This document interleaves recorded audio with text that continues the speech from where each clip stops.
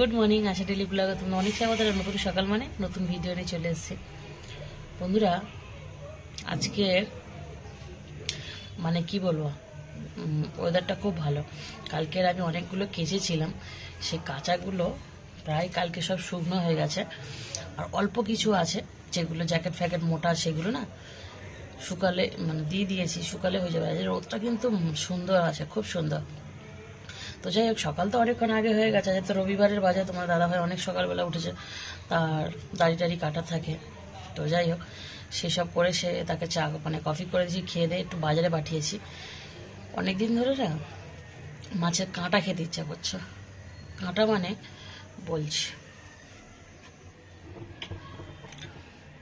তোর ডাল গরম করছিলাম গ্যাসটা কমিয়ে দিলাম মাছের কাঁটা বলতে ওই যে বড় বড় মাছগুলো যেগুলো ফ্রিজ ফ্রাই বা ফিশ ফিঙ্গারের জন্য কেটে নেয় ওই ভোলা মাছ বা ভেটকি মাছের যে কাঁটাগুলো হয় সেইগুলো মাথা সহ কাঁটা বেশ মশলা দিয়ে কষা কষা করলে দারুণ লাগে তোমার দাদা ভাইকে কালকে রাতে বলছিলাম যদি কাঁটা পাও বাজারে গেলে নিয়ে এসো তো অনেকদিন খাইনি তো পাঠিয়েছি ওই কারণে জানি না পাবে কিন্তু তবে আমাদের বাজারে প্রতিদিনই প্রায় আসে পাওয়া গেলে যেতেই পারে কোনো অসুবিধা নেই পাঠিয়েছি যদি না পায় অন্য মাছ নিয়ে আসবে তো কি আনে না আনে অবশ্যই তোমাদের দেখাবো তো ঠাকুরের আশীর্বাদে যদি পেয়ে যায় তো আজকে খাওয়াটা জমে যাবে অনেকদিন মাছের কাঁটা খাওয়া হয় না আর মাছের কাঁটা খেতে সত্যি খুব ভালো লাগে আমার তো কাঁটাকুটি খেতেই ভালো লাগে যেহেতু আর মাংস খেতে পারছি না প্রায় 2 মাস মতন হতে মাংস আর ধরতেই পারছি না মাংসের গন্ধ নিতে পারছি না মানে 1 পিস 2 পিস হলেও তো আগে খাচ্ছিলাম সেটা এখন আর একদমই হচ্ছে না দুঃখের বিষয় এটা দুঃখ না আমার আনন্দ আমার মাংস এমনিও ভালো লাগতো না তো মাছটা একটু খেতে পাচ্ছি মাছ ডিম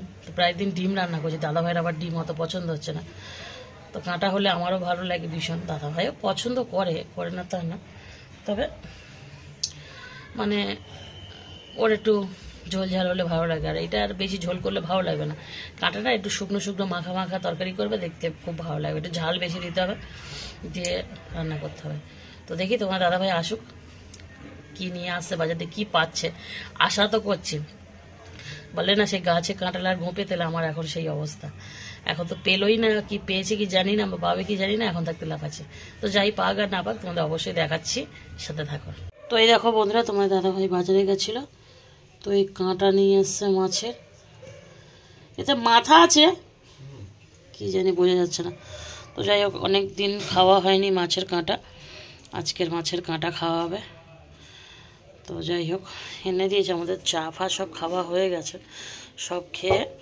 বাবু বাজারে গেছিল এই কাঁটা আনতে আমি বলেছিলাম কালকে রাতে যদি মাছের কাঁটা পাও নিয়ে এসো তো রান্না করব আর ওই যে উনি খেতে বসে গেছে ওনার খাওয়ার টাইম হয়ে গেছে খেতে বসে গেছে তো চলো এটা ভালো করে ধুয়ে নিই তারপরে আবার আসছি ঠিক আছে থাকো সাথে তো বন্ধুরা ভালোই রোদ ফোদ উঠেছে কালকে তো আমি অনেক কেচেছিলাম সেগুলো কালকে অনেক শুকিয়ে গেছে আর 2-1টা জ্যাকেট ফ্যাকেট ছিল সেগুলো আমি রোদে মেলে দিয়েছি আশা করি আজকে শুকনো হয়ে যাবে রোদ তো পড়ে না রোদ পড়লে তো একদিনেই শুকনো হয়ে যেতে হবে রোদটা দেখেছে একদম খা খা করছে যদি এখন আমাদের পাঁচিলের দিকে আসেনি তো দাদাভাই খেতে চলে গেল আমি আমার রান্নাতে চলে এলাম এই যে সেগুলো ভালো করে ধুয়ে নুন হলুদ মাখিয়ে রেখেছিলাম আর এবেলা রান্না করলে মনে হয় আমার খাওয়া সবই তো দেখছি শেষ একটুখানি ভাতে আমার হবে না বসাতে হবে তো দেরি আছে জানি না রান্না করবো কি না এবেলা তো কড়াই বসিয়ে দিয়েছি গরম হচ্ছে এই যে আর আমি একটু মুড়ি মেখে নিয়েছি সেই যে আমি এনেছিলাম আমার মাসির বাড়িতে গুড় কালকের আবার একটু ভালো করে জাল দিয়ে এটা শিশি করে রেখে দিয়েছি কাছে বয়না করে অল্প আছে এখানে খুব বেশি হলে কত বলবো আমার কোনো আইডিয়া নেই তাও 300 মতন হবে হয়তো তো একটুখানি মেখে নিয়েছি খুব খিদে পেয়ে গেছে রাতের খাওয়া এখন প্রায় তোমাদের আমি টাইম বলে দিচ্ছি 11:20 হয়ে গেছে তাহলে খিদে তো পাবে তাই না বলো তো যাই হোক আবার এই মুড়ি খাচ্ছি এত বেলায় আর মনে হয় না ভাত খেতে পারবো তাও দেখি যদি খেতে পারি তো মানে ইচ্ছে নেই এবেলার ভাত বানানো একেবারে ওবেলায় গরম গরম ভাত বানাবো আর এটা ভেজে রেখে দেবো ভাবছি ওবেলায় রান্না করে নেবো কারণ এবেলা করলে করা যায় কিন্তু অনেক সময় লাগবে কারণ এইসব মশলা টশলা বেটে তবে রান্না করি আর না করি মানে মশলা টশলা গুছিয়ে রেডি করে রেখে দেবো সব।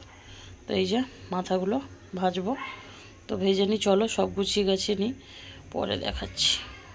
তো বন্ধুরা আমার মুড়ি খাওয়া হয়ে গেছে। এদিকে দেখো কাঁটাগুলো একবার এই যে ভেজে তুলেছি, অল্প কিছু কাঁটা, তো লাল লাল করে ভাজতে হবে। তো এই যে খানিক ভেজে রেখেছি, আর এই যে খানিক, আর এখানে অল্প কটা আর আছে, আর একবার হলে হয়ে যাবে। তো আমি তো একবার দুবারে হয়ে যেত, আমি একটু ছাড় করে ভাজছি, একটু যাতে উল্টাতে সুবিধা হয়, আর যাতে যেটুখানি মাছ লেগে আছে কাঁটার মধ্যে যেন লেগে থাকে, ওই জন্য আমি এইভাবে ভাজছি। তো যাই মাছটা ভাজা হয়ে গেলে ভাত ফাত আর করবো না, বেলা মুড়ি খেয়ে জল খেয়ে পেটটা ভরে গেল। রাত্রিবেলা একেবারে ভাত, গরম গরম ভাত, আর এই মাছের মানে এই কাঁটা মাখা মাখা একটা তরকারি করে নেবো, ভালো ভালো কিছু করবো না। যাই হোক কাঁটাগুলো ভেজে ভেজে তুলে নিচ্ছি, নইলে তো নষ্ট হয়ে যাবে কাঁটা। যাই বলো তাই বলো, লাল লাল করে ভাজলে তবে গিয়ে ভালো লাগে। কেন সাথে সাথে তো আর বাজার দিয়ে কাঁটা কিনে আর আমরা আনছি না, কবেকার কাঁটা তার তো আমি জানিও না। তবে এগুলো সবসময় খাওয়া আমার মনে হয় না ঠিক, মাঝে মধ্যে মাসে এক আধবার ঠিক আছে, যদিও আমরা খাই না সবসময় এগুলো। এখন তো মশলাপাতি অনেক কমিয়ে দিচ্ছি খাওয়া, না বলার মতনই না। এই দেখো দেখতে পাচ্ছ কত সুন্দর, মানে মাছের পিসের মতনই ভাজা হচ্ছে কাঁটা। একটুখানি ধৈর্য ধরে ভাজতে হবে, তবে কি হবে। আর বেশি হুড়াহুড়ি করে ভাজলে না, এই যে মাছের যে একটু লেগে লেগে আছে সেগুলো সব উঠে যাবে, তাহলে আর তোমার খাওয়ার কিছু রইলো না, এই আর কি।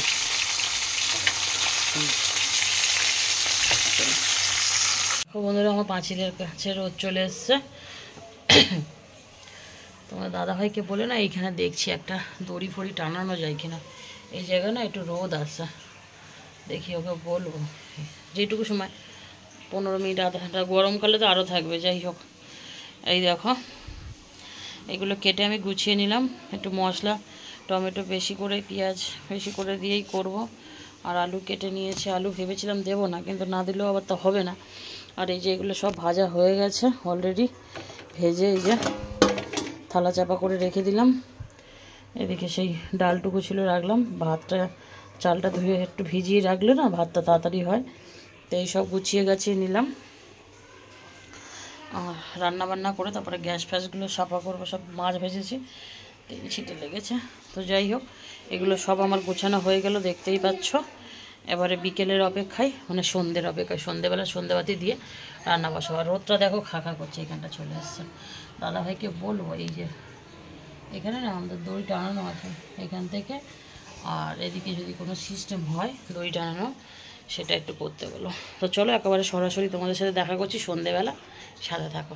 বন্ধুরা এখন সন্ধ্যেবেলা, সন্ধ্যেবাতি দিয়ে দিয়েছি, যেমন বলছিলাম সন্ধ্যেবেলা চলে আসবো একেবারে।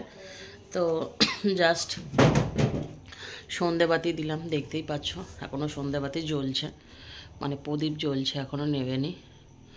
তো এদিকে সন্ধ্যেবাতি দিয়ে দিলাম, এবারে আমি কাজ করব। এখানে আমার দুটো পার্সেল এসে রয়েছে, এখানে হচ্ছে ক্যান এসছে,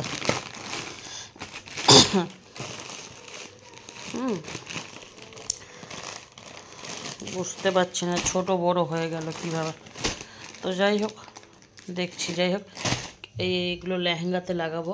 আমার দুটো লেহেঙ্গা, একটা লেহেঙ্গাতে না ক্যান লাগানো নেই, তো সেই লেহেঙ্গাটার জন্য একটু ভারী মাপের ক্যান নিয়েছি, মানে দুটো লাগাবো, কিন্তু একটা ছোট একটা বড় হয়ে যাচ্ছে, বুঝতে পারছি না যে কেন হলো, ম্যানেজ করব কীভাবে। একটু ছোট একটু বড় হয়ে গেলে তো একটু না ভালোই, দেখো দেখছি একটু আগে একটু পরে করতে হবে, এই আর কি দেখছি। তো যাই হোক রান্নাঘরে চলে এলাম, যেমন সকালে দুপুরবেলা গুছিয়ে রেখে গেছিলাম সেই রকম সব রয়েছে। এগুলো সব ধুয়ে মেছে আলু ফালু জলে ডুবিয়ে রেখে গেছিলাম। এটা এখন রান্না করব, ভাতও এক সাইডে বসিয়ে দেবো, অন্ধকার পুরো বাইরেটা। তো সবার প্রথমে ভাতের গ্যাসটা জেলে দিই, জেলে দিলাম। এবার এগুলো রেডি করে তারপরে করতে হবে। তো চলো এগুলো গোছগাছ করে নিই, তারপরে আসছি। তো বন্ধুরা আমি চলে এসেছি রান্নাঘরে। যাই হোক, তোমার দাদাভাই চলে এসছে। আমি তো রান্নাবান্না তখন তো দেখালামই, সব আমার রেডি হয়ে গেছে। ভাত, এই যে একটু মাখা মাখা করে তরকারিটা করেছি, জানি না কেমন হবে, বলতে পারছি না, অনেক দিন পরে আবার। তো দাদাভাই চলে এসছে, দাদাভাইয়ের জন্য কফিটা একটু ঢেলে দিয়ে আসি গিয়ে।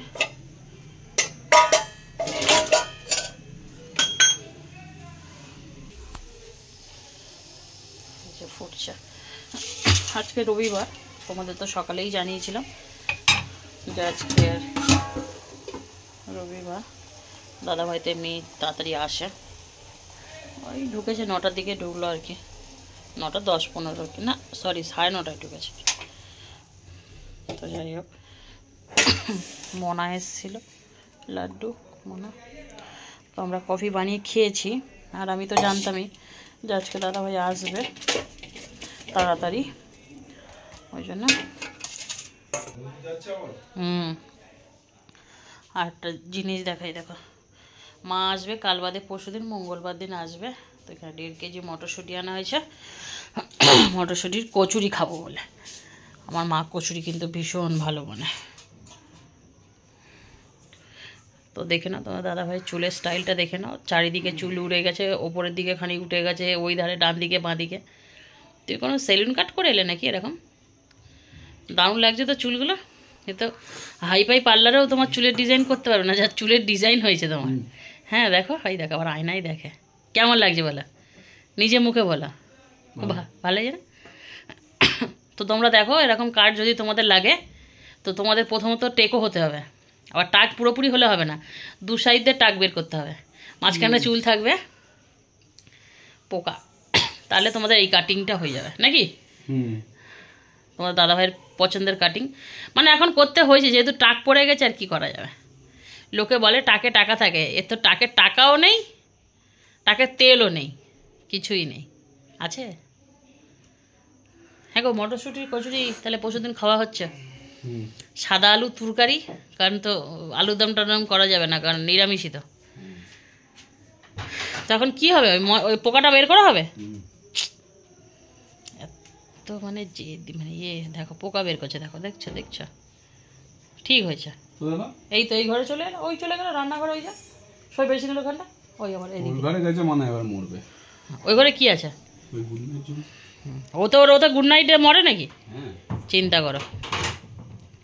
তো কফি কেমন লাগলো? ভালো। পয়সা দাও, বানিয়ে দিলাম। যে